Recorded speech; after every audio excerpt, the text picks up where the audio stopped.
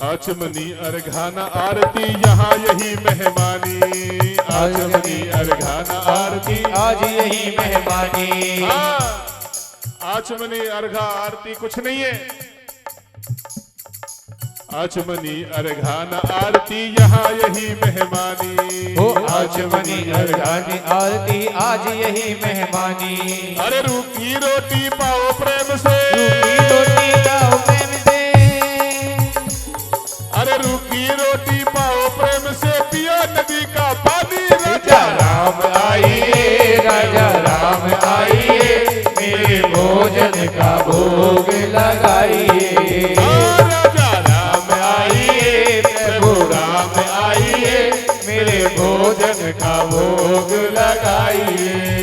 राम आइए, प्रभु राम आइए, मेरे भोजन का भोग लगाइए। अब भगवान नहीं आए तो थोड़ा क्रोध में आ गया। देखो जो भगत होते हैं क्रोध भी कर देते हैं भगवान पे। अब क्रोध में आ गया और बोला भूल करोगे यदि तजोगे भोजन रूखा सूखा। वो भूल करोगे यदि तज दोगे भोजन रूखा सूखा। यदि आपने भूल कर दी ना और ये भोजन नहीं लिया, मेरा प्रसाद ग्रहण नहीं किया, भोग नहीं लगाया, तो क्या होगा? भूल करोगे यदि तजोगे भोजन रूखे सूखे। वो भूल करोगे यदि तज दोगे भोजन रूखे सूखे। एकादशी आज मंदिर में, एकादशी आज मंदिर में, मंदिर में आज एकादशी है और एकादशी आज मंदिर में बैठे रहोगे भूखे। राजा राम आइए, प्रभु राम आइए, मेरे भोजन का भोग लगाइए। राजा राम आइए, प्रभु राम आइए, मेरे भोजन का भोग लगाइए। भूल करोगे यदि तज दोगे भोजन रूखा सूखा। और देखिए यदि आपने भूल कर दी और मेरे रूखे सूखे भोजन तज दिया, नहीं खाए, तो मंदिर में आज एकादशी है, बैठे रहोगे भूखे महाराज। भूल करोगे यदि तज दोगे भोजन रूखे सूखे, और एकादशी आज मंदिर में बैठे रहोगे भूखे। आज मंदिर में एकादशी महाराज, भूखे ही बैठे रहोगे, जैसा भी दे रहा हूं सब ग्रहण कर लीजिए। तो भगवान बड़े कौतुकी हैं। नीलाम भुजश्याम मलको मलांगम सीता समारोह पितवांग भागम पाणो महसा यज्ञचार चापम नमामि रामम रघुवंशनाथम। सीता मैया समेत भगवान राम प्रकट हुए। बोली रामचंद्र भगवान की जय। भगवान राम प्रकट हुए और साथ में सीता मैया। नीलाम भुष्याम मलको मलंगम सीता समारोह।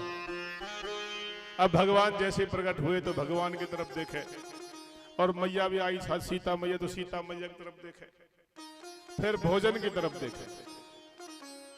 मन में विचार किया कि मैंने भगवान राम को बुलाया था, मैया भी आएगी, चलो बढ़िया रहे हो। फिर देखा भोजन तो कम रह जाएगा, मैया भी खाएंगी, अब तो आइए। तो अब बेचारा केले के पत्ते तोड़ के लाया, तो भगवान बोले भैया क्या बात? कुछ नहीं महाराज, बैठो विराजमान हो। बैठ गए, भोजन दे दिया, भोजन ग्रहण किया। तो बोला महाराज अगले काशी पे भी आप मैया के साथ ही आएंगे? हाँ हाँ। अच्छा महाराज क्यों, कोई परेशानी है? नहीं नहीं महाराज, बड़ा अच्छा लगा आपको देख करके, बहुत प्रसन्नता हुई। नेत्रों से आंसू निकल आए, सजल हो गए नेत्र, और भगवान से कहा महाराज अगले एकादशी महाराज इतना समय मत लगाना। तो भगवान बोले हाँ आ जाएंगे कोई बात नहीं।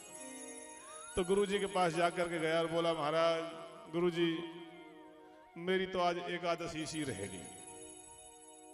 तो गुरुजी ने सोचा भोजन अधिक करता है, शायद सामग्री कम पड़ गई है, तो आदेश दे दिया भैया अगली बार इस भोला राम को राशन थोड़ा सा बढ़ा के दे दिया जाए। तो दूसरी एकादशी आई तो अधिक राशन कंधे पे रख के लेके चला और भोजन तैयार करके फिर बचाया शोर। क्यों? उसे पता था अब कि सीता मैया पहले आई तो अब जरूर आएंगी, इसलिए सीता मैया को बुला रहा है। सीता राम आइए, राजा राम आइए, मेरे भोजन का भोग लगाइए। ओ सीता राम आइए, राजा राम आइए, मेरे भोजन का भोग लगाइए।